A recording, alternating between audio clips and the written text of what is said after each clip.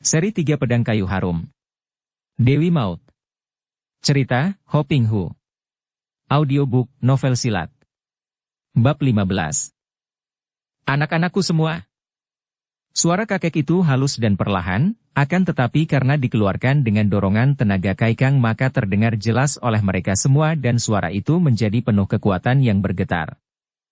Pada malam hari ini kita semua patut bergembira karena malam ini para dewa dan roh-roh halus telah menurunkan berkahnya yang berlimpah kepada kita. Tandanya, lihat betapa Dewi Bulan tersenyum ramah kepada kita dan kedua roh-roh halus yang mencintai kita malam ini telah sengaja mengirim seorang anak dara yang berdarah murni kepada kita. Kakek itu menuding ke arah Meilan dan semua mata memandang kepada gadis ini. Banyak di antara mereka, terutama yang pria, bersorak gembira. Akan tetapi ada beberapa orang, sebagian besar wanita, kelihatan meragu dan memandang dengan mata mengandung kegelisahan. Anak-anakku yang tercinta, harap jangan khawatir. Zhenghua Xianjin yang entah bagaimana dengan kedua matanya yang seperti buta itu dapat mengerti akan kekhawatiran ini, berkata pula. Roh-roh halus yang menjadi sahabat-sahabat kita selalu senang dengan korban, dan sekali ini mereka telah memilih sendiri korban yang berupa darah cantik jelita dan darahnya murni ini. Darah anak ini akan mengangkat kalian setingkat lebih tinggi dan lebih dekat dengan roh-roh halus yang malam ini pasti akan berdatangan dengan bahagia. Akan tetapi, saya takut dengan pembunuhan, terdengar suara seorang wanita di antara mereka itu. Saya juga takut. Dan 2-3 orang wanita mengeluarkan suaranya yang semua menyatakan ngeri dan takut. Zhenghua Xianjin tertawa dan mengangkat kedua lengannya ke atas. Apa artinya mati dan hidup bagi roh-roh halus dan bagi kita yang telah bersahabat baik dengan mereka? Apakah selama ini menerima ajaran-ajaranku kalian masih belum mengerti? Tidak ada yang membunuh atau dibunuh, anak dara ini hanya menyumbangkan darahnya kepada kita. Andai kata dia kemudian menjadi roh halus juga, jasanya besar dan dia akan memperoleh tempat baik dan kelak juga akan menjadi sahabat kita di antara roh-roh halus lainnya. Nah, bersyukurlah untuk kemurahan roh-roh halus itu. 17 orang anak buah Zhenghua Xianjin bersorak dan segera diikuti oleh mereka semua. Agaknya jalan pikiran orang-orang dusun itu sudah demikian dikuasai oleh Zhenghua Xianjin sehingga apapun yang diucapkan oleh kakek itu mudah saja mereka telan dan percaya bulat-bulat. Sekarang marilah kita mulai dengan mengundang roh-roh yang kita cintai untuk berpesta malam ini. Ucapan kakek ini disambut dengan sorak gembira oleh mereka semua. Dengan bantuan beberapa orang anggota dalam, kakek itu lalu memasang lilin di 4 penjuru sebuah meja yang sudah dipersiapkan, kemudian memasang dupa dan bersembahyang. Setelah menaruh hio, dupa, di atas tempat dupa di meja itu, 8 orang pembantunya duduk mengelilingi meja dan menaruh tangan mereka di atas meja. Kakek gundul itu membaca mantera berulang-ulang, mengacungkan kedua tangan ke atas dan 8 orang pembantunya itu memejamkan mata. Tak lama kemudian, meja itu mulai bergerak-gerak, keempat kakinya tergetar dan perlahan-lahan mulai terangkat dari atas lantai. Seorang pembantu lain, kakek berambut dan bermuka pucat yang merupakan pembantu utama dari Zhenghua Xianjin, maju sambil membawa sebuah keranjang yang sudah diperlengkapi seperti kalau orang membuat jailangkung. Keranjang itu sudah dipasangi kayu melintang seperti 2 lengan, diberi baju dan di tengahnya dipasangi sebatang pensil bulu. Zhenghua Xianjin mengambil keranjang ini dan meletakkan keranjang di atas meja yang sudah bergerak-gerak itu, kemudian dia menyalakan dupa, bersembahyang dan menancapkan dupa di bagian atas keranjang. 2 orang pembantu maju memegangi keranjang dari kanan kiri dan setelah mereka membaca mantra, keranjang itu pun mulai bergoyang-goyang. Para anggota memandang semua ini dengan sinar mata penuh takjub dan kagum, dan kini mereka diperbolehkan maju seorang demi seorang untuk minta kepada setan keranjang itu memanggilkan roh seorang yang mereka cintai, yaitu orang-orang yang telah mati. Ada yang memanggil roh ayahnya, ibunya atau saudara atau teman-teman mereka yang sudah mati. Setiap kali seorang anggota memanggil roh, keranjang itu bergerak-gerak. Pensil di tengahnya ikut bergerak dan setelah dicelupkan tinta lalu pensil itu menuliskan sebuah nama, yaitu nama roh orang yang dipanggil, ke atas kain putih yang sudah disediakan di depannya. Kini sudah dipanggil berpuluh-puluh roh halus dan mulailah ada yang kesurupan. Ada yang tiba-tiba jatuh dan berkelojotan, ada yang tertawa-tawa dan keadaan di situ tak lama kemudian menjadi amat menyeramkan bagi Meilan yang sejak tadi menonton sambil terlentang. Semua orang itu telah kesurupan atau kemasukan roh. Kacau balau di situ, tingkah laku mereka seperti orang-orang gila. Dipersilakan sahabat-sahabat roh halus yang hadir untuk menikmati hidangan. Terdengar Zhenghua Xianjin berseru dan mulailah para anggota itu menyerbu hidangan-hidangan di atas meja-meja tadi dengan tingkah laku kasar, seolah-olah mereka itu sudah lama sekali tidak pernah makan. Mereka makan dengan lahap, menuang arak ke dalam mulut dan tempat itu menjadi kacau tidak karuan.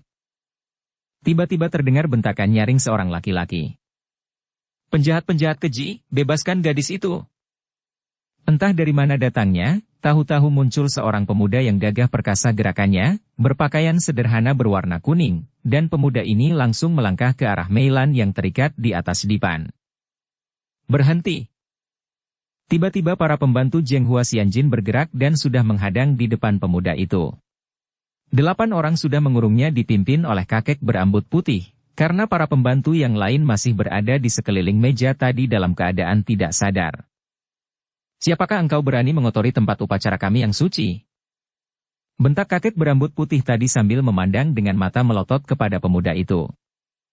"Aku siapa bukan soal penting. Akan tetapi kalian telah menawan seorang gadis yang tidak berdosa dan aku mendengar tadi hendak dijadikan korban dalam upacara sembahyang setan ini. Lepaskan dia, kalau tidak terpaksa aku akan turun tangan dan membasmi perkumpulan setan ini. Tangkap dia." Tiba-tiba Zhenghua Xianjin yang sejak tadi hanya menonton, kini berteriak marah. 8 orang itu menubruk maju akan tetapi terdengar suara mereka mengaduh berturut-turut dan tubuh mereka terlempar ke belakang ketika pemuda itu sudah menggerakkan kaki tangannya, cepat dan kuat bukan main gerakannya sehingga dalam segebrakan saja 8 orang itu telah mendapat bagian pukulan atau tendangan. Kemudian dia meloncat mendekati dipan di mana Mei Lan rebah terlentang. "Bocah lancang!" Terdengar suara kakek berambut putih dan tubuhnya menerjang maju. Mendengar datangnya angin pukulan yang dahsyat juga, pemuda itu membalik, lalu menggunakan tangan menangkis pukulan kakek itu. "Duh!" Kakek itu terkejut karena tangan itu kuat sekali, dan si pemuda sudah cepat menggerakkan kaki menendang, akan tetapi dapat ditangkis pula oleh si kakek rambut putih. Sementara itu, 8 orang yang tadi roboh sudah bangun kembali dan bahkan mereka yang tadi bertugas memanggil roh telah disadarkan oleh ketua mereka dan kini ikut mengepung pemuda itu. Bahkan mereka telah memegang senjata masing-masing dengan sikap mengancam. Anehnya, para penduduk dusun laki-laki dan wanita melihat ini seperti tidak peduli atau tidak melihat saja dan mereka itu masih makan minum dengan gembira dan dengan sikap kasar seperti orang-orang yang tidak waras lagi otaknya. "Tahan, jangan bunuh dia!" Tiba-tiba Zhenghua Xianjin berseru dan dengan beberapa loncatan saja dia sudah tiba di tempat itu, membuka kepungan dan menghadapi pemuda itu. Sejenak kedua orang itu saling pandang dan jelas bahwa wajah kakek itu membuat si pemuda perkasa menjadi ngeri dan jijik. "Orang muda, aku adalah Zhenghua Xianjin, ketua dari Zhenghua Pang yang saat ini sedang mengadakan upacara sembahyangan. Siapa engkau orang muda yang berani mengganggu upacara suci kami?" tanyanya, suaranya halus dan penuh wibawa. "Namaku Tio Sun dan aku kebetulan saja lewat di tempat ini. Pangcu, aku sama sekali tidak akan mencampuri urusan orang lain, apalagi mengganggu upacara sembahyanganmu betapapun anehnya itu. Akan tetapi melihat bahwa engkau telah menawan seorang gadis, tentu saja aku tidak dapat mendiamkannya dan aku menuntut agar gadis ini dibebaskan sekarang juga." "Hahaha, engkau tidak tahu, orang muda. Tio Sun, ketahuilah bahwa gadis ini memang dipilih oleh roh-roh halus untuk menjadi korban, dan engkau sendiri, Tio Sun, kedatanganmu ini adalah atas kehendak roh-roh halus yang malam ini datang sebagai undangan kami. Engkau seorang pemuda perkasa, seorang perjaka murni yang tentu akan menggembirakan roh-roh wanita yang malam ini hadir." Pemuda itu mengerutkan alisnya yang tebal dan memandang tajam. Apa maksudmu?" Dia bertanya bingung dan melihat kakek itu kini menggerakkan kedua tangan ke atas, dengan jari-jari tangan bergerak cepat dan mulut berkemak-kemik. Dia bertanya lagi. "Apa yang kau lakukan itu?" Pemuda itu boleh jadi seorang yang gagah perkasa dan berkepandaian tinggi, akan tetapi agaknya dia belum berpengalaman menghadapi ahli-ahli sihir seperti Zhenghua Pang ini. Tanpa disadarinya, perhatiannya itu membuat dia terjebak dalam perangkap kakek lihai itu. "Tio Sun, berlututlah, engkau pemuda pilihan roh-roh halus, berlututlah, Karena engkau tak mungkin melawan kekuatan roh-roh halus yang memancar melalui sinar bulan purnama, berlututlah engkau. Sungguh luar biasa sekali. Pemuda itu menjatuhkan dirinya berlutut. Melihat ini, Mei Lan yang tadinya sudah merasa girang karena ada orang datang hendak menolongnya, tiba-tiba menjerit. Jangan! Akan tetapi terlambat karena pemuda itu telah tunduk dan dicengkeram kekuatan gaib yang pada saat itu memenuhi suasana tempat itu. Tio Sun, engkau tidak akan melawan, engkau telah dipilih untuk menyenangkan hati para roh halus. Engkau layani mereka bersenang-senang dan engkau tidak ingat apa-apa lagi kecuali hanya menjadi pelayan mereka. Suara ketua yang berkepala gundul itu penuh getaran. Engkau mengerti? Tio Sun yang masih berlutut menjawab dengan anggukan. Aku mengerti. Zhenghua Xianjin tertawa dan meninggalkan Tio Sun yang masih berlutut di tempat itu. Dia tidak berbahaya lagi dan akan menambah kemeriahan pesta nanti, katanya kepada anak buahnya. Pesta makan minum dilanjutkan sampai habis semua masakan dan minuman di atas meja. Atas isyarat ketua gundul itu, dua orang anak buahnya menabuh tambur dan canang, dan dengan mata terbelalak Mei Lan melihat mereka semua kini bangkit dan menari-nari. Tarian lenggak-lenggok tidak karuan, hanya mengikuti irama tambur dan canang. Akan tetapi makin lama makin bersemangat mereka menari-nari, dan sebagian besar menari dengan mata terpejam. Kemudian mulailah baju-baju beterbangan karena mereka itu mulai menanggalkan baju mereka sambil menari terus dan terdengar suara ketawa cekikikan ketika beberapa orang wanita yang hampir telanjang menghampiri Tio Sun yang masih berlutut, kemudian 5-6 orang wanita itu sambil tertawa cekikikan mengeroyok pemuda ini, ada yang menciumi, memeluk dan ada yang mulai merenggut-renggut pakaian pemuda itu. Dan yang lain-lain juga sudah memilih pasangan masing-masing dan terjadilah hal-hal mengerikan di tempat itu. Mei Lan tidak kuat memandang terus karena mereka itu ada yang mulai menanggalkan seluruh pakaiannya bertelanjang bulat tanpa malu-malu lagi dan di atas semua kebisingan suara mereka, terdengar suara ketawa Zhenghua Xianjin. Xiancai, betapa kotornya tempat ini. Hai manusia-manusia tersesat, ingatlah akan kemanusiaan kalian. Ucapan yang tiba-tiba terdengar ini disusul pekik melengking yang amat dahsyat, yang mengejutkan semua orang bahkan membuat mereka roboh terguling seperti disambar petir. Tio Sun juga terkejut dan lebih kaget lagi ketika dia baru sekarang sadar akan keadaannya, dikeroyok oleh 6 orang wanita yang setengah telanjang, bahkan ada yang telanjang bulat sama sekali, sedangkan dia sendiri pun hampir telanjang. Ai! Dia berteriak keras dan 6 orang wanita itu terjengkang ke kanan kiri ketika pemuda itu meronta dan mendorong, kemudian sambil membereskan pakaiannya, Tio Sun meloncat dan menyambar pedangnya yang tadi menggeletak tak jauh dari situ. Ketika pemuda itu menoleh ke arah gadis yang tadi terbelenggu di atas dipan, dia melihat seorang kakek tua renta berpakaian putih, rambut, kumis dan jenggotnya sudah putih semua, menghampiri dipan itu. Dia dapat menduga bahwa tentu kakek aneh inilah yang tadi mengeluarkan teriakan-teriakan dahsyat itu.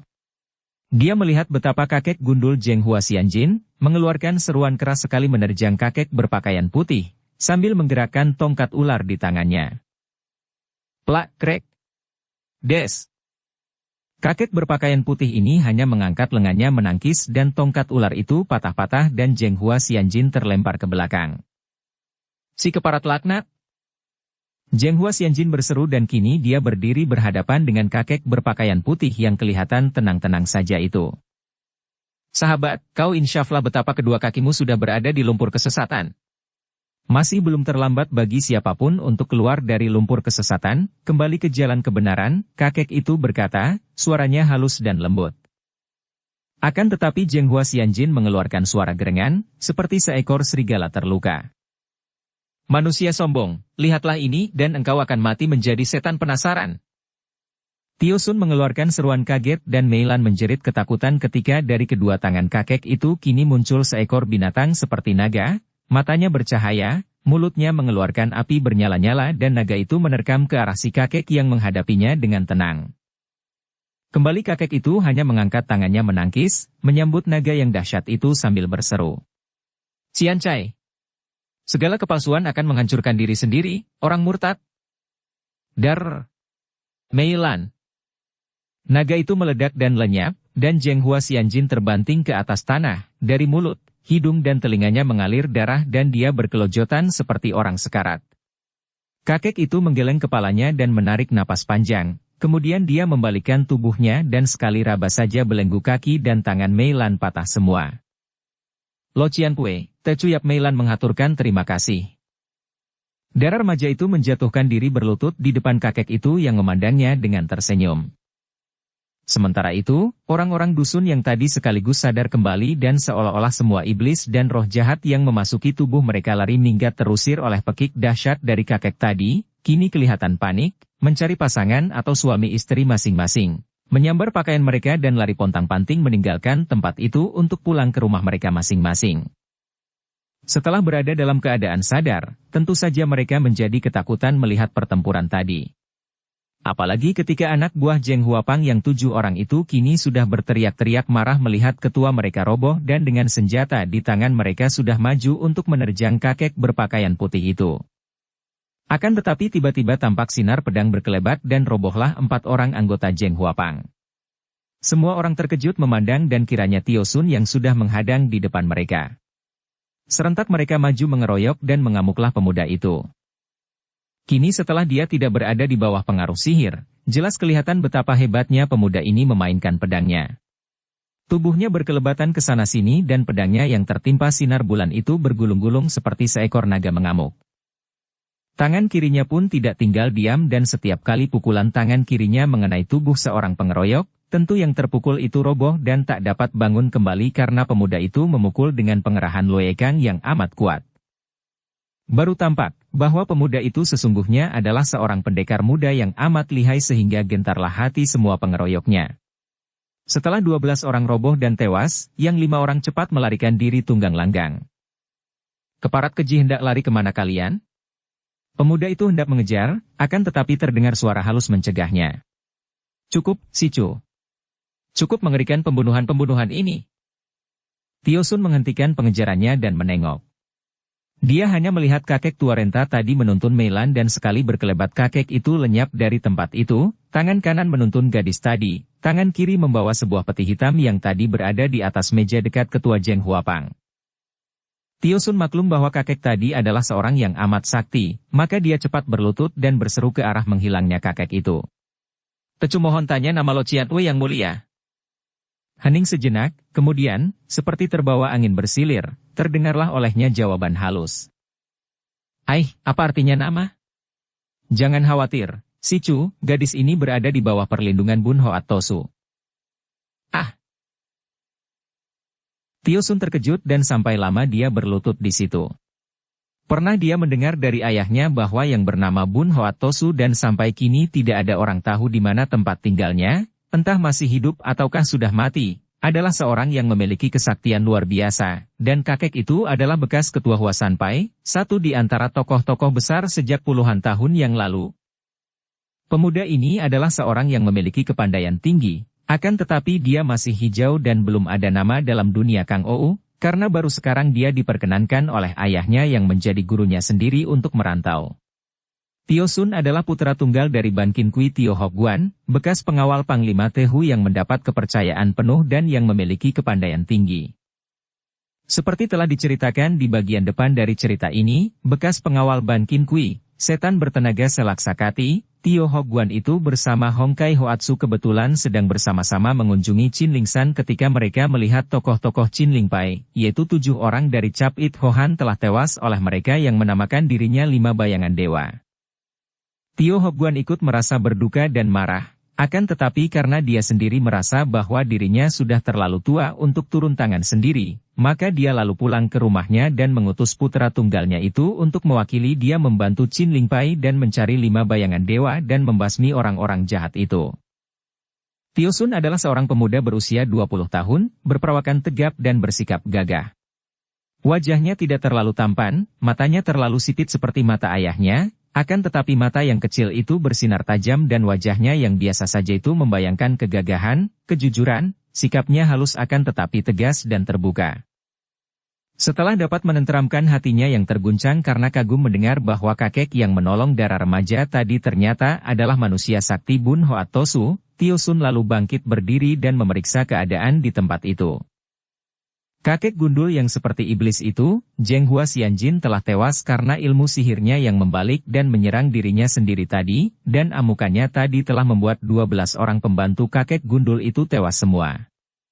Teringatlah dia akan cara persembahyangan mereka yang menyeramkan tadi, dan dia heran apakah roh 13 orang ini benar-benar akan diterima oleh roh-roh halus itu dan diberi tempat yang enak, yang jelas mereka itu mati dalam keadaan yang tidak enak dilihat dari perbuatan mereka sendiri. Tio Sun lalu menyalakan api dan membakar bangunan-bangunan di perkampungan penuh kemaksiatan ini sehingga api berkobar tinggi membakar bangunan-bangunan itu berikut mayat 13 orang Zheng Huapang. Dia sendiri lalu pergi dari situ. Pada keesokan harinya, Tio Sun mengunjungi 2 buah dusun di sebelah selatan dan utara bukit, yaitu dusun Leong Sijung dan Beng Namjung. Ditemuinya kepala-kepala dusun itu dan diceritakannya tentang penduduk yang terpikat menjadi anggota perkumpulan pemuja iblis itu. Dianjurkan kepada kepala-kepala dusun itu untuk memperingatkan penduduknya agar jangan sampai mudah terpikat lagi oleh orang-orang jahat yang berlindung di belakang perkumpulan-perkumpulan kebatinan yang menyesatkan dengan membonceng kebodohan dan ketahayulan para penduduk dusun. Setelah pemuda itu menceritakan bahwa perkumpulan itu telah dibasmi dan dibakar, 2 orang kepala dusun menghaturkan terima kasih dan tentu saja mereka lalu berani bertindak. Para penduduk dusun dikumpulkan dan mereka yang pernah menjadi anggota Zheng Huapang ditegur dan diancam hukuman kalau berani melanjutkan upacara sembahyangan yang menyesatkan itu. Tio Sun lalu melanjutkan perjalanannya, memasuki dunia Kang Ou dan mencari-cari di mana adanya 5 bayangan dewa yang telah mengacau Qin Ling Pai dan telah mencuri pedang Siang Bo Kiam. Dengan pakaian kotor terkena lumpur yang basah dan kini sudah kering lagi, Kun Leong duduk bersila di depan kuburan istrinya tercinta. Dia sudah dapat menekan kedukaannya yang amat hebat, wajahnya pucat sekali, matanya kehilangan gairah hidup dan dalam waktu 3 hari saja rambut di kepalanya sudah banyak yang menjadi putih. Duka maupun suka timbul dari pikiran. Segala sesuatu yang terjadi di dalam dunia ini, yang menimpa diri manusia, adalah peristiwa yang telah terjadi, yang merupakan fakta dan yang setelah terjadi tidak lagi dapat dirubah oleh siapapun juga. Apakah peristiwa itu mendatangkan duka maupun suka, tergantung sepenuhnya kepada penanggapan manusia terhadap fakta itu. Jika pikiran yang menanggapi, maka timbullah duka atau suka. Pikiran mengingat-ingat, membanding-bandingkan keadaan sebelum dan sesudah peristiwa terjadi, kerugian bagi dirinya sendiri, yang menyenangkan dan yang menyedihkan, yang kesemuanya itu berpusat pada diri pribadi. Menenggelamkan diri ke dalam gelombang suka duka yang diakibatkan oleh permainan pikiran yang mengingat-ingat, sama sekali tidak ada gunanya. Di dalam hal kematian seorang yang kita cinta, kalau memang benar kita mencinta orang yang mati itu, mencinta demi dia, bukan demi diri sendiri, kiranya berduka demi si mati adalah tidak wajar, karena kita tidak tahu apakah benar keadaannya itu patut kita dukakan. Kita tidak tahu bagaimana keadaannya sesudah mati. Agaknya tidak akan lebih buruk daripada waktu hidup di dalam dunia yang penuh dengan kesengsaraan ini, maka kedukaan kita biasanya ditujukan kepada rasa iba diri karena kita ditinggalkan orang yang kita cinta, karena kita kehilangan seorang yang memberi kesenangan pada kita. Dan biasanya, sudah menjadi pendapat umum bahwa rasa duka semacam ini, yang sesungguhnya mendukakan diri sendiri, dianggap sebagai tanda cinta terhadap si mati. Padahal, faktanya si mati tetap mati dan tidak akan berubah oleh tangis air mata darah kita. Betapapun pahit kenyataan ini, akan tetapi sudah sepatutnya kalau kita membuka mata akan kenyataan hidup yang serba palsu ini sehingga kita sadar apa yang kita lakukan. Yap Kun Leong adalah seorang pendekar yang memiliki kepandaian dan memiliki batin yang kuat. Akan tetapi malapetaka yang menimpa dirinya terlalu hebat baginya. Istrinya yang terkasih tewas terbunuh orang, dan putrinya yang tercinta melarikan diri tanpa ada yang tahu apa yang menyebabkannya. Maka pukulan batin itu membuat dia seperti lumpuh dan kehilangan semangat. Pada saat itu, dia sudah berhasil menekan kehancuran hatinya dan sudah mengambil keputusan untuk meninggalkan kuburan istrinya dan pergi mencari Meilan dulu sebelum menyelidiki tentang kematian istrinya yang amat aneh, karena betapapun juga, dia masih sangsi apakah benar Giok Keng sampai hati membunuh istrinya. Dan andai kata benar Giok Keng yang membunuh Hong Ying, apa pula yang menjadi sebabnya karena sepanjang pengetahuannya, istrinya tidak ada hubungan dengan putri ketua Qin Ling Pai itu. Yap Kun Leong, apa yang kau lakukan di sini? Pertanyaan yang tiba-tiba dengan suara besar dan nyaring serta mengandung getaran amat kuat ini mengejutkan Kun Leong. Cepat dia meloncat berdiri membalikkan tubuhnya. Akan tetapi betapa kaget dan herannya ketika dia melihat bahwa yang menegurnya itu bukan lain adalah Kok Beng Lama pendeta sakti dari Tibet yang menjadi ayah mertuanya itu. Tentu saja kehadiran orang ini seolah-olah merobek lagi luka di hatinya yang sudah mulai mengering dan dia lalu menjatuhkan diri berlutut sambil berkata, "Gahu, gahu, ah. Hong Ing isteriku." Dia tidak dapat melanjutkan kata-katanya karena pendekar ini saking sedihnya sudah terguling dan roboh pingsan lagi. Cengeng dan lemah. Kok Beng Lama bersungut-sungut, dengan langkah lebar dia menghampiri Kun Liong, memeriksa detak jantung dan pernapasan dan dia kaget juga memperoleh kenyataan bahwa mantunya itu ternyata mengalami tekanan batin yang amat hebat. Cepat dia lalu menotok beberapa jalan darah di tengkuk dan punggung dan Kun Liong siuman kembali. "Bocah lemah, hayo katakan kenapa engkau menjadi begini cengeng dan lemah, menangis di kuburan. Kuburan siapa yang kau tangisi ini?" Kakek itu menuding ke arah gundukan tanah yang masih baru itu. "Gahu, ayah mertua, ini adalah kuburan Hong Ing." Sepasang mata yang lebar itu terbelalak dan alis yang tebal itu terangkat ke atas. "Hah? Apa kau bilang? Hong Ing?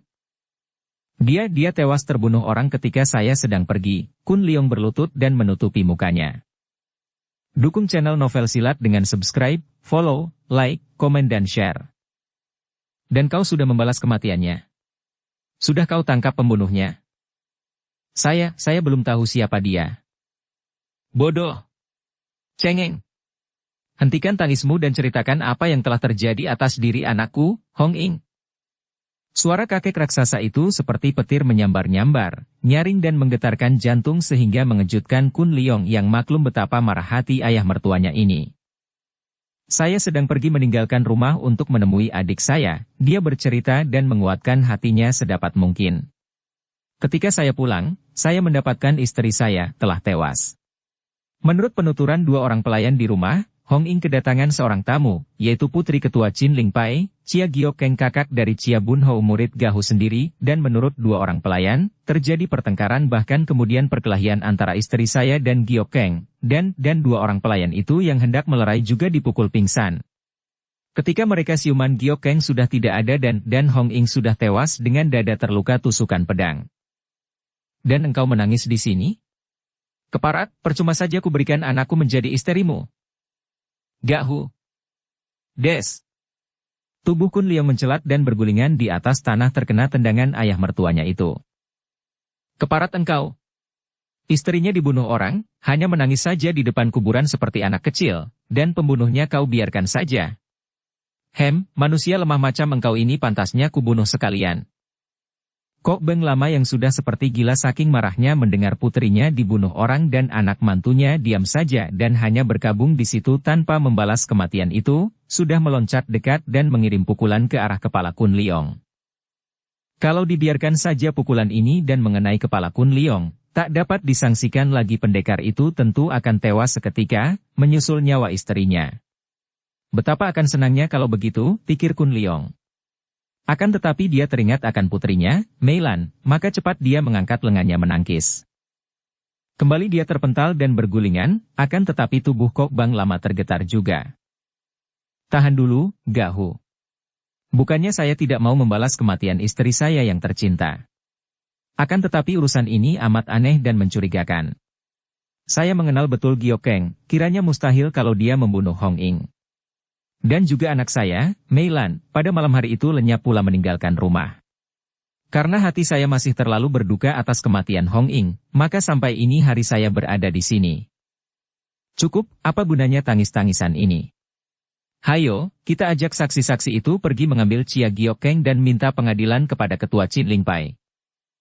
Kok Beng Lama lalu memegang pergelangan tangan Kun Liong dan menyeret pendekar itu pulang ke rumahnya. Kun Liong menahan air matanya ketika dia menoleh dan meninggalkan kuburan istrinya, kemudian terpaksa dia pun harus mengerahkan ilmu berlari cepat karena mertuanya itu berlari cepat sekali. Giam Tun dan Hiu Ma, dua orang pelayan dan pembantu di rumah Kun Liong, menjadi terkejut dan ketakutan ketika secara kasar kakek raksasa itu memaksa mereka untuk ikut pergi dan pada saat itu juga, hampir tidak memberi waktu kepada mereka untuk berganti pakaian dan membawa bekal. Kun Leong juga segera membersihkan diri dan berganti pakaian, kemudian mereka berangkat pada hari itu juga, menuju ke kota Xinyang yang terletak di kaki pegunungan Tapiesan. Di dalam perjalanan, dua orang pelayan itu diminta oleh Kok Beng Lama menceritakan lagi pengalaman mereka pada malam hari terbunuhnya Hong Ying itu. Karena melakukan perjalanan bersama Giam Tun dan Hiu Ma, tentu saja perjalanan itu tidak dapat dilakukan dengan cepat dan hal ini membuat Kok Beng Lama menjadi tidak sabar dan seringkali dia mengomel. Pendeta tua ini semenjak ditinggal pergi muridnya, Chia Bun Hou, yang dipanggil pulang oleh ayahnya ke Chin Ling San merasa kesepian sekali di Tibet. Dia merasa gelisah dan disiksa oleh kesunyian yang ditimbulkan oleh pikirannya sendiri. Kesunyian timbul apabila kita terikat oleh sesuatu atau seseorang kemudian kita berpisah dari sesuatu atau seseorang itu. Memang beratlah akibatnya apabila kita terikat yang sama halnya dengan kebiasaan sehingga membuat kita terbius dan sukar melepaskan diri atau berjauhan dengan yang telah mengikat kita. Terpisah dari seseorang yang mengikat kita membuat kita merasa kesenangan dan derita dari kesepian ini memang amat hebat, tak tertahankan oleh seorang sakti seperti Kok Beng Lama sekalipun. Pikirannya tiada hentinya mengenangkan orang yang telah mengikat hatinya, yang kini pergi, membayangkan waktu Bun Hou masih berada di dekatnya. Membayangkan segala perasaan gembira dan senang di waktu pemuda itu masih menjadi muridnya dan dekat dengan dia. Kenangan dan bayangan akan semua ini membuat hidupnya menjadi sunyi dan kosong, dan dia merasa tidak kerasan lagi berada di Tibet. Maka dia lalu turun gunung dan pergi ke timur, tidak kuat melawan kesunyian yang melanda hatinya. Dan muncullah dia di Lengkok, tempat tinggal Yap Kun Leong, mantunya. Bahagia hanya dapat dirasakan oleh orang yang bebas dari segala ikatan, baik ikatan lahir maupun ikatan batin. Bukan berarti bahwa kita harus acuh atau tidak peduli, sama sekali tidak. Bahkan sebaliknya, orang yang bebas dari segala ikatan memperhatikan apapun yang terjadi di luar dan dalam dirinya tidak dapat memilih-milih dan pilih kasih. Orang yang bebas dari ikatan adalah orang yang sendirian, bukan berarti mengasingkan diri. Ikatan hanya memperbudak diri. Chia Giokeng tinggal di Xinyang, dekat Sungai Huai, di kaki pegunungan Tapiesan, bersama suaminya, Lie Kongtek dan dua orang anaknya. Mereka mempunyai dua orang anak, yang pertama adalah seorang anak laki-laki bernama Hye Seng, sedangkan yang kedua adalah seorang perempuan yang diberi nama Hye Chiaosi. Hye Seng berusia 12 tahun sedangkan adiknya berusia 10 tahun. Selama belasan tahun berumah tangga, suami istri ini hidup dengan rukun dan tentram di kota itu. Lie Kongtek bekerja sebagai pedagang kayu bangunan yang banyak terdapat di Tapiesan dan seringkali mengirimkan kayu-kayu balok melalui Sungai Huai ke kota-kota lain. Kehidupan keluarga Lie ini tentram dan cukup, dan barulah timbul gelombang dalam kehidupan mereka ketika mereka menerima undangan tokoh Go Bi Pai, yaitu Po Aliit, Tiao Su di Wuhan. Di tempat ini, tanpa disangka-sangka, Giokeng bentrok dengan Yap In Hong, adik Kun Leong yang telah bersikap keras dan dianggap menghina adik kandungnya di depan umum. Maka sepulangnya dari kota itu, Giokeng yang memang berwatak keras itu segera pergi ke Lengkok dengan maksud mengunjungi Kun Leong dan menegur adik pendekar ini. Akan tetapi Kun Leong kebetulan tidak ada dan terjadilah peristiwa hebat di rumah pendekar itu yang mengakibatkan kematian Hong Ying. Ketika Kun Leong, Kok Bang Lama, dan dua orang pembantu rumah tangga Kun Leong tiba di depan rumah mereka, Giokeng dan suaminya cepat keluar menyambut. Wajah Giokeng merah sekali tanda bahwa dia merasa terguncang hatinya karena dia maklum bahwa tentu Kun Leong datang untuk menegurnya yang pernah marah-marah kepada istrinya, bahkan telah memukul pingsan istri Kun Leong di dalam pertempuran antara mereka. Akan tetapi karena hatinya masih panas teringat akan sikap adik pendekar ini di dalam pesta, dia tidak merasa menyesal, bahkan begitu berjumpa dia lantas menudingkan telunjuknya kepada Kun Leong sambil berkata, "Yap Kun Leong, bagus sekali ya perbuatan adikmu yang bernama In Hong itu." Akan tetapi sebelum Kun Leong menjawab, Kok Beng Lama sudah melangkah maju dan berkata dengan suara nyaring, matanya terbelalak lebar. "Apakah engkau yang bernama Chia Giokeng?" Giokeng terkejut, memandang pendeta berbaju lama berwarna merah ini, meragu, kemudian bertanya, "Siapakah Lo Cian Wei ini?" "Dia adalah ayah mertuaku, Kok Beng Lama." "Guru Bun Hou." Giokeng terkejut dan memberi hormat, juga suaminya memberi hormat. Tidak perlu banyak penghormatan yang palsu itu. "Chia Giokeng, engkau tentu pernah mendengar bahwa Pek Hong Ing adalah anakku, bukan? Pendeta itu bertanya, suaranya kaku dan dingin. Gioken mengangguk dan tahulah dia sekarang mengapa kakek yang dia dengar adalah guru dari Bun Hou, seorang pendeta lama di Tibet yang sakti ini, datang bersama Kun Liong. Agaknya kakek ini pun hendak mencampuri urusan itu? Chia Gioking, demi Tuhan dan segala dewa, mengapa engkau membunuh anakku? Gioken terkejut sekali dan menoleh kepada Kun Liong dengan penuh pertanyaan. Juga Lie Kongtek yang sejak tadi hanya mendengar bentakan kakek itu menjadi kaget sekali dan dia sudah melangkah maju dan bertanya kepada Kun Liong. Saudara Kun Liong, apa artinya semua itu? Siapa membunuh siapa? Kun Liong menjawab sambil memandang kepada Giokeng dengan sinar mata penuh selidik. Yang terbunuh adalah istriku, Hong Ing. Dan yang membunuh agaknya adalah Giokeng. Ih! Gioken berseru kaget sekali, matanya terbelalak memandang Kun Liong. Ah! Lie Kongtek sebaliknya kini menoleh dan memandang istrinya dengan alis berkerut. Istrinya telah menceritakan kepadanya tentang kunjungannya ke Lengkok dan tentang percekcokannya dengan istri Kun Liong. Istrinya yang jujur menceritakan segalanya, betapa dalam kemarahannya dia membuka rahasia Meilan sehingga Nyonya Kun Liong marah dan mereka bertanding sampai akhirnya dia merobohkan Hong Ing sehingga pingsan bersama dua orang pelayannya. Untuk itu, Lie Kongtek telah menegur istrinya dengan keras dan dia bersedia untuk minta maaf kepada Kun Liong. Siapa tahu sekarang kenyataannya bahkan lebih hebat lagi. Istri Kun Liong tewas dan yang disangka menjadi pembunuhnya adalah Giokeng. Bukan agaknya lagi. Kok Beng Lama berkata. Jelas bahwa nyonya muda yang keras hati inilah yang membunuh anakku. Chia Giokeng, hayo jawab mengapa engkau membunuh anakku? Tidak. Tidak. Aku tidak membunuhnya.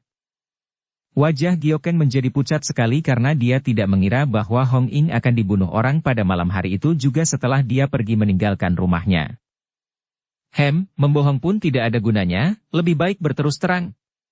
Kok Beng Lama berkata lagi dengan nada penuh ancaman. Melihat ayah mertuanya kelihatan tak sabar lagi itu, Kun Liong merasa khawatir dan dia cepat berkata. Giokeng, di antara kita semua terdapat hubungan yang amat erat, bahkan ayah mertuaku adalah guru dari adikmu. Oleh karena itu, sebaiknya kalau engkau ceritakan dengan jelas apa yang telah terjadi antara engkau dan mendiang istriku. Lie Kongtek melihat kebijaksanaan ini, maka dia pun menjura ke arah Kok Beng Lama sambil berkata. Harap Lo Chianpui dan saudara Kun Liong suka duduk di dalam agar dapat kita membicarakan urusan ini dengan baik. Akan tetapi dengan mata melotot dan lambaian tangan tidak sabar, Kok Beng Lama membentak. Tidak perlu. Hayo cepat ceritakan. Giokeng adalah seorang wanita yang berhati keras dan tidak mengenal takut. Melihat sikap kakek itu, dia pun menjadi penasaran dan segera dia menceritakan tentang pertemuannya dengan Yap In Hong di tempat pesta dari Po Aliit. Setelah menuturkan peristiwa itu panjang lebar, dia mengakhiri dengan ucapan marah kepada Kun Liong. Kau pikir saja, Kun Liong.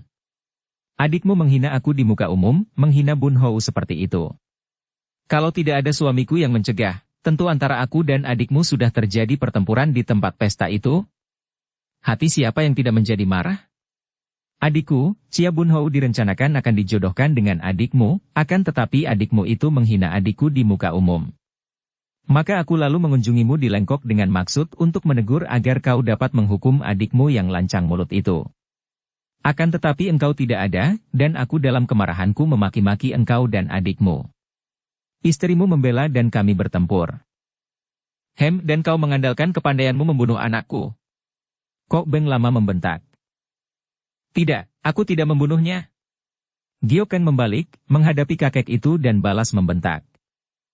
Giokeng, dua orang pelayan ini menjadi saksi betapa engkau dan Hong Ing bertanding, bahkan mereka pun roboh pingsan kau pukul, dan anakku, Meilan, mengapa pula dia lari dan sampai sekarang belum kembali? Kun Liong menuntut.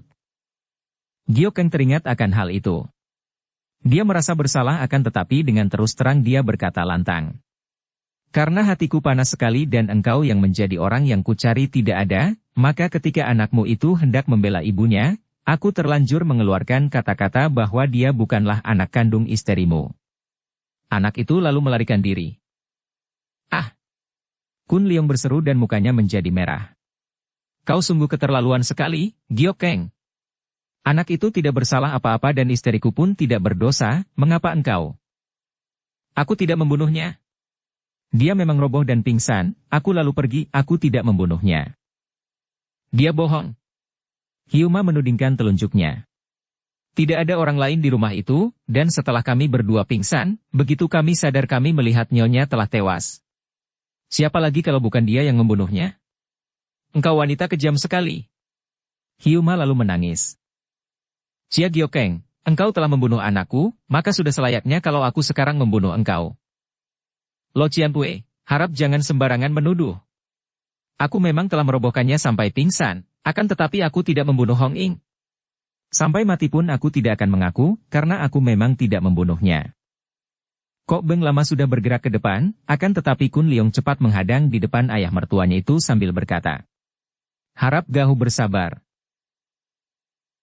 Bersambung ke bab 16. Dukung kami dengan subscribe, follow, like, komen dan share. Terima kasih.